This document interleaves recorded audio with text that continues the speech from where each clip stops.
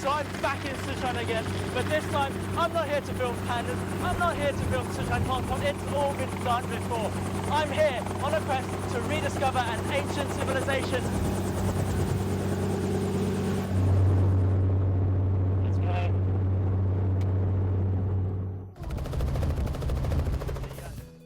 Big words I know, but hear me out.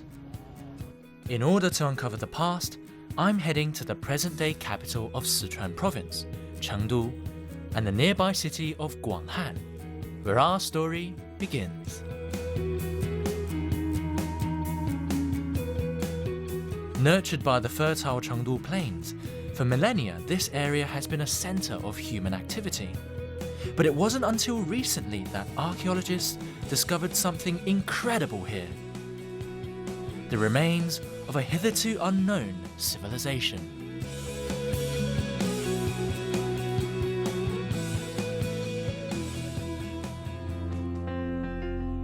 Every story has a humble beginning, and ours takes us back to 1929, when a farmer digging a ditch stumbled upon a remarkable cache of jade and stone artifacts.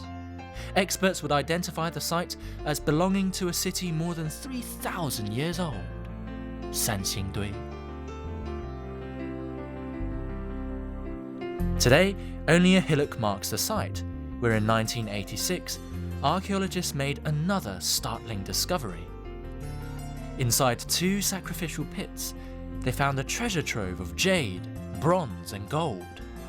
They were particularly struck by dozens of cast bronze faces, some the size of a small car. They'd been made with a complexity and style never before seen in China. They'd found the Bronze Age city of Sanxingdui.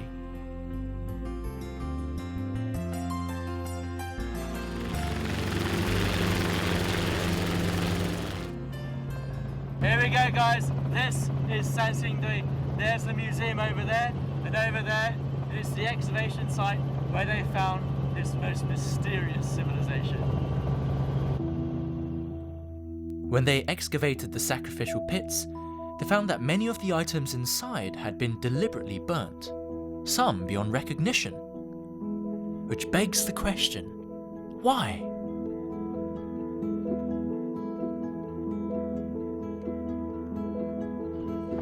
Oh, I'm actually kind of nervous.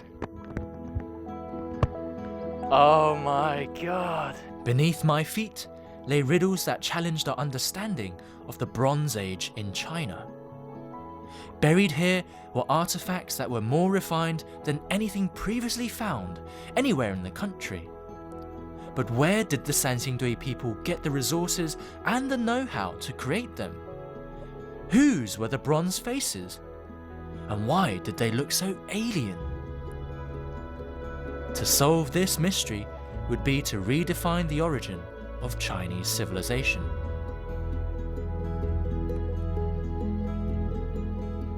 North of the excavation site is the museum where I begin my quest proper.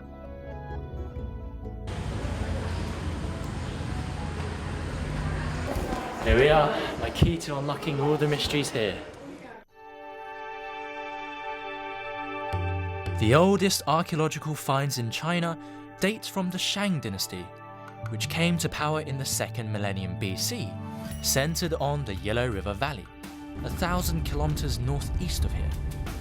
Experts were astonished to discover that another civilization had been flourishing at roughly the same time in this remote part of the country. Welcome to one of China's greatest mysteries, Sanxingdui.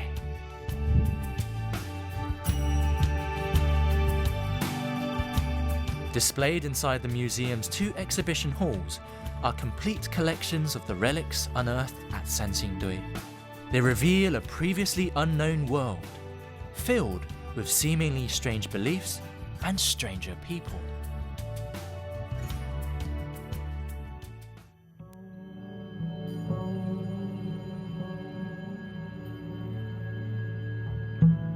Close to 1,000 bronzes have been found at Sanxingdui. Most, it appears, were used in rituals.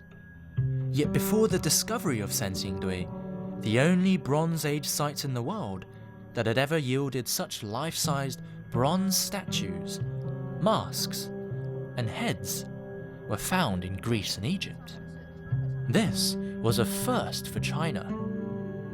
So who were these enigmatic people? And where did they come from? Wow, look at you. Wow. Most say it's the eyes that draw you in. Those long, snail-like windows to the soul of this lost civilization. What a mysterious face. You know, this was the largest bronze mask of its time, but its face is full of mysteries, full of secrets. How did they make it? Where is this mask from? Who made this mask? And perhaps most important of all, why did they make it?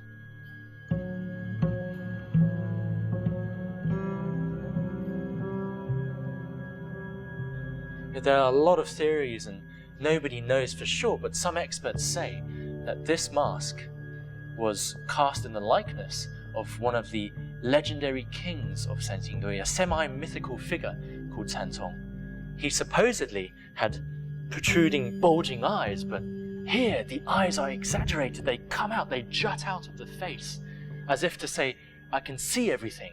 And the ears, they grow out from the side of the head, as if to say, I can hear everything. I am the almighty God of Sanxingdui.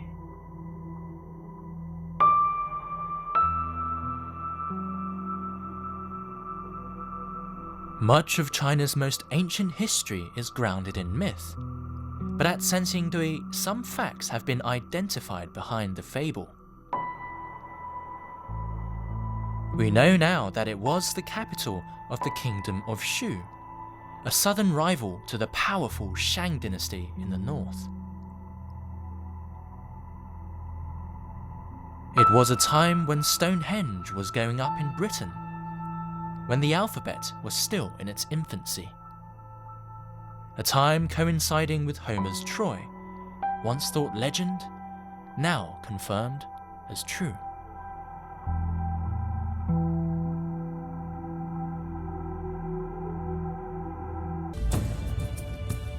Coming up next, we explore the theme of power and the intimate link it formed between Sanxingdui and the sun.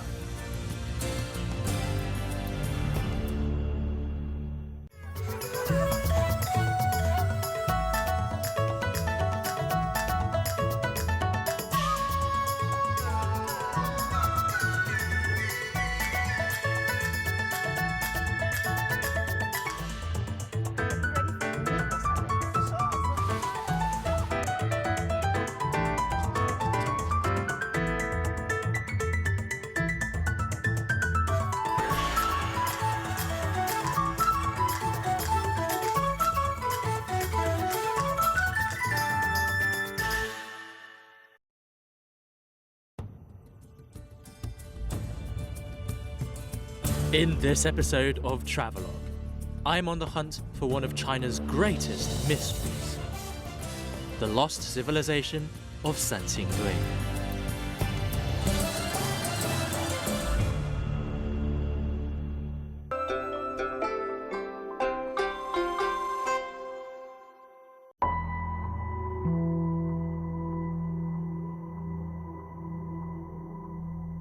These are not typical of Bronze Age China. The much bigger, supposedly more powerful Shang dynasty rarely made masks, and when they did it was just for decoration. These are the products of belief, symbols of power. Who are you? Primal and benevolent, with eyes that penetrate.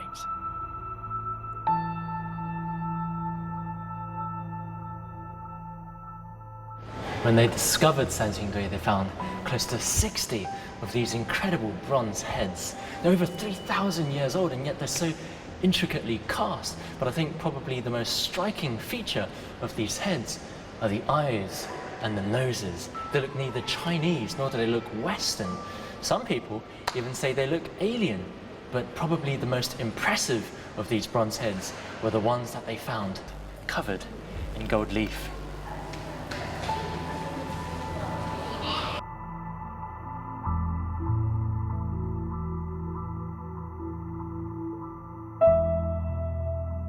For the Egyptians, gold was the colour of the gods, the embodiment of the sun. The Greeks thought it indestructible and immutable, for gold was a rare resource, and only the most important relics were gilded. Though these heads look similar, there are subtle differences. A headband here, pierced earlobes there. Perhaps they represented the ethnic groups that made up Sanxingdui society. One thing, however, is safe to assume. These heads represented people in the highest echelons of the ruling elite.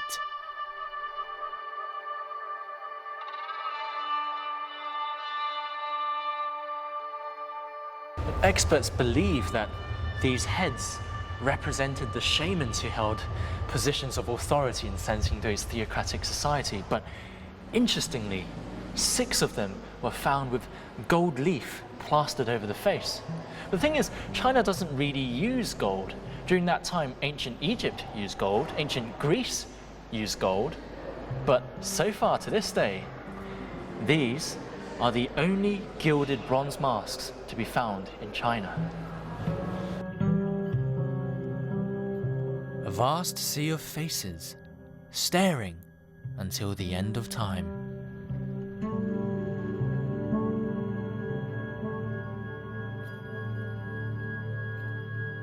Wow. Now this important person, especially standing down here and looking up at him, which is how he would have been intended to have been seen. Back when he was made, he was the tallest bronze statue of a human, and in his oversized hands, some have said he would have held a ritual vessel or perhaps an elephant's tusk, which means that he would have been incredibly important. Perhaps he was actually the shaman and leader of Sanxingdui, and this statue is a testament to his power.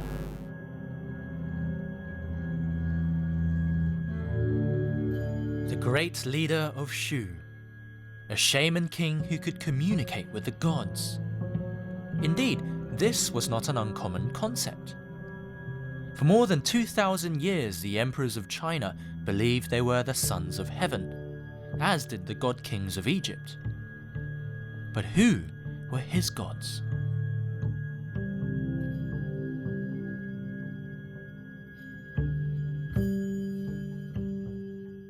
Vroom, vroom, vroom.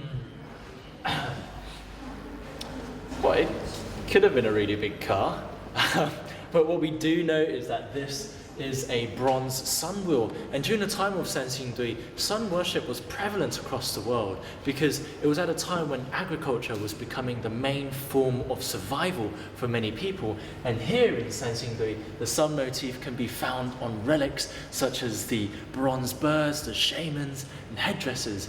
And the message is clear: humans working together with nature. During the Bronze Age, the sun became the most important deity, a symbol of life and fertility, worshipped by all the great civilizations.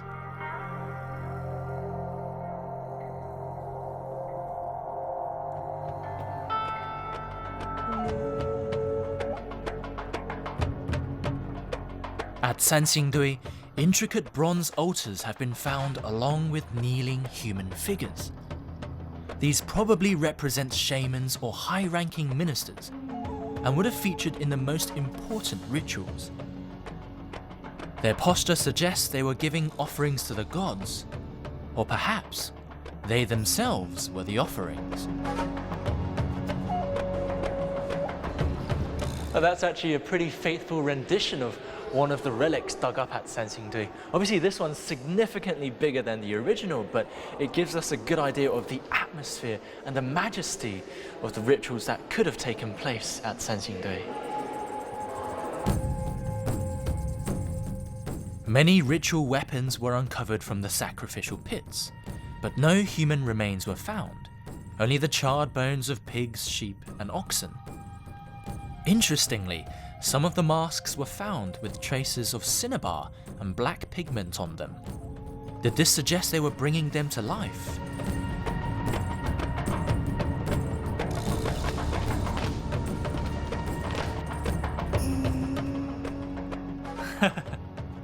Interesting. Well, I wonder what actual rituals were like back in the days of Sanxingdui. But this is a pretty good representation, I think. You always wonder what their rituals would have looked like. What these shamans, I guess, would have looked like with their masks on.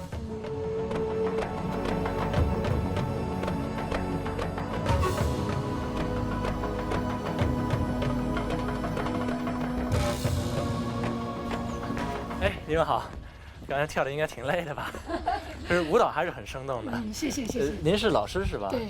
哇，这个舞蹈的灵感是从三星堆这里来的吗？对，他一定是从我们三星堆来的。哦，这10多年来，也就一直对他充满着爱。哦，10多年了。对。那确实挺久的。那每次跳这个舞都会有变化吗？还是？对啊，因为每次的感受、心里的感悟都不一样。哦。你看这个孩子就是从小一直跟我们跳三星堆。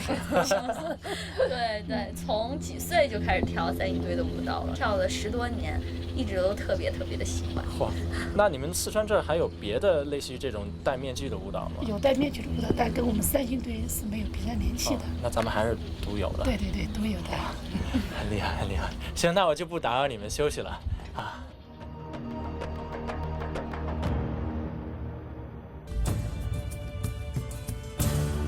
Coming up next, I explore the ingenuity of Sanxingdui's craftsmen and wonder if they had any help from the outside.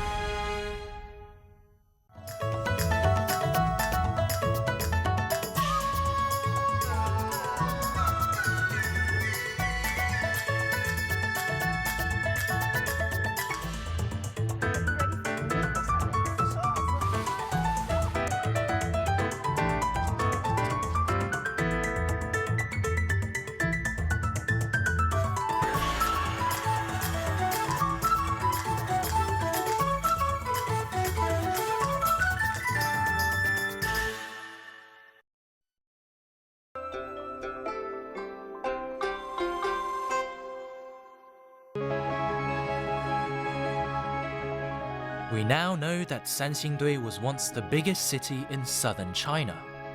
It was even bigger in scale than Babylon, the most populous city in the world at the time. It was a seat of power, rivaling that of the Shang dynasty's own capital in the Yellow River Valley. This was the political, commercial, and spiritual hub of the Kingdom of Shu. 我们现在站的这个地方就叫月亮湾，它和南边的这个三星堆遥遥相望，也就是清代汉州志里面记载的三星半月堆。Yueliangwan was the northern district of Sanxingdui City. 然后这一面就是月亮湾城墙，文化层非常丰富，它也是整个三星堆古城的核心区域之一。这个就是城墙了，是吗？你看它现在高出这个台地。 它这个就是人工从下面一层一层夯起来的，都是自然形成的。是这么这一整块都是城墙，对，这个是宽度。It was here in 1929 that a farmer would stumble upon the lost city of Sanxingdui.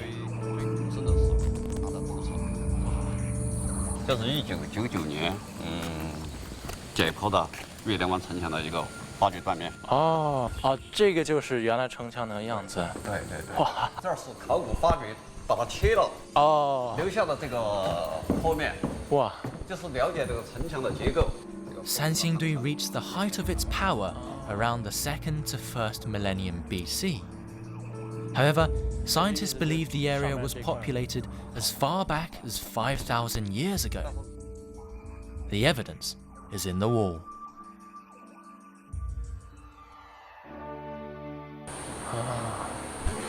It is incredibly impressive to see this ancient city wall in the flesh. It's over 3,000 years old, and of course, now it just looks like a very high pile of mud and dirt, but back in the days they would have required so much effort, manpower, and the know-how to build something this high.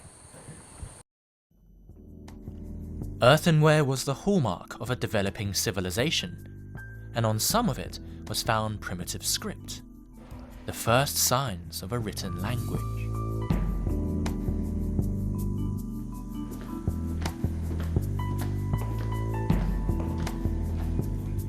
For many, it was the bronzes that made Sanxingdui famous, but in fact, it was jade that caused this place to be found in the first place. But for ancient Chinese people, jade wasn't necessarily one kind of stone. As long as the stone was precious and beautiful enough, it would be called jade, because they thought that it had the ability to communicate with the divine. And at Sanxingdui, they found loads of jade ritual objects, from circular discs to weapons shaped like daggers and blades for sacrificing to the heavens, to the mountains, and to the earth. The ancients believed jade was the universe condensed. The discovery of so much jade, close to 1,000 pieces, suggests Sanxingdui was just as sophisticated as the Shang dynasty. 这个三星堆的象牙也这是象牙，对，出土了很多。这个上面你看，是2号技术坑初阶状态下的，但是因为当时呢这个象牙不好保存，出土的时候已经碳化了。这个地方能够出土这么多象牙，可能给它的商贸有关系。三星堆它出土的很多数量的这个海贝。那么这个海贝它有根据鉴定，有一种是印度洋的深海贝。海贝啊，它是作为商贸的货币，是吧？就说在历史上，至少在这个三星堆文化时期，有一条通道，就是说连接印度洋和古苏国、连接成都平原的一条商道。这条道路也就是我们今天学界所说的南方丝绸之路。A link between Sanxingdui and the West? What a tantalizing thought.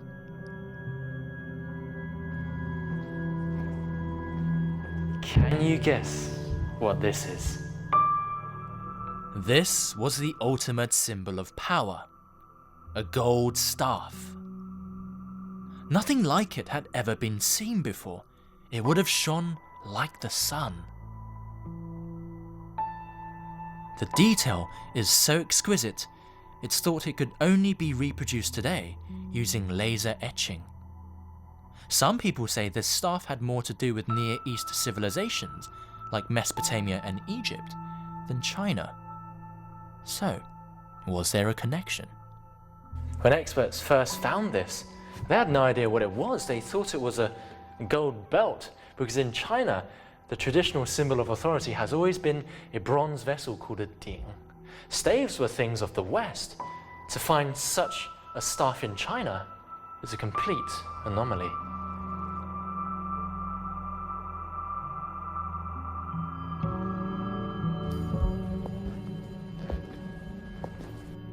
How they were able to learn such advanced craftsmanship is likely to forever remain a mystery.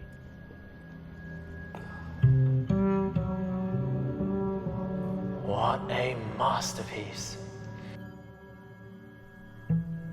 This is the magnum opus of Sanxingdui. A divine tree at the center of their world. On its branches, 9 birds, symbols of the sun. When this was first found, it was shattered into many pieces, and it took archaeologists an inordinate amount of time to put back the pieces of this puzzle. And when they did, they were able to rebuild this, the world's oldest and tallest bronze tree. It was Sanxingdui's very own stairway to heaven. It was their Tower of Babel. The birds and the tree, they were mediums to communicate with the very gods themselves. And the craftsmanship was so exquisite that today, standing here, I still feel the same kind of awe, respect, and solemnity as I would have felt 3,000 years ago.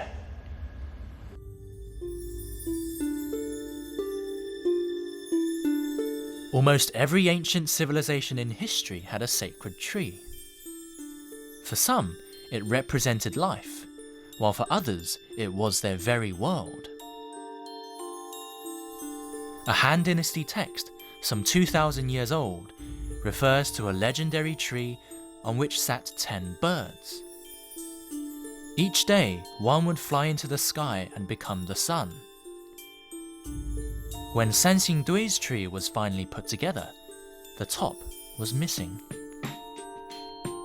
Was there once a 10th bird?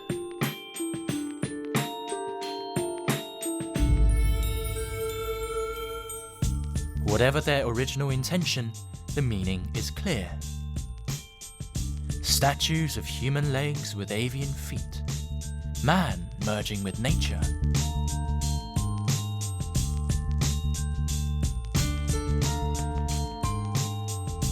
The story of Sanxingdui is the story of southern China. Theirs was a tale of harmony and coexistence, the desire to become one with the gods.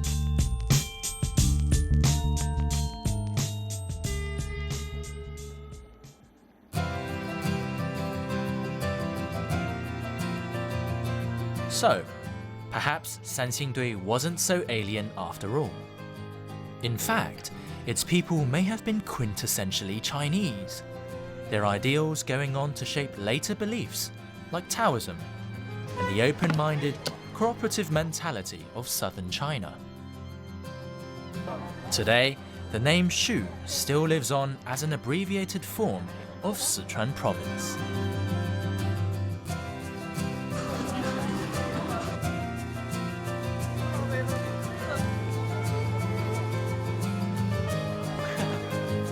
You know, I've had a thought that maybe it's not the religion but the land that influenced the way Sanxingdui people work with nature, and perhaps continues to influence the lifestyles of Sichuanese people today.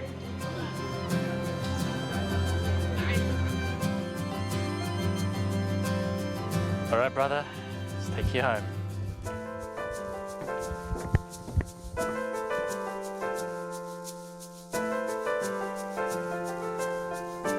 Funny sometimes, isn't it?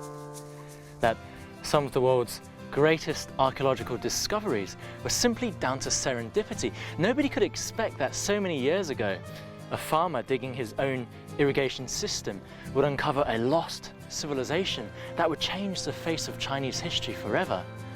And it was simply down to a bronze mask.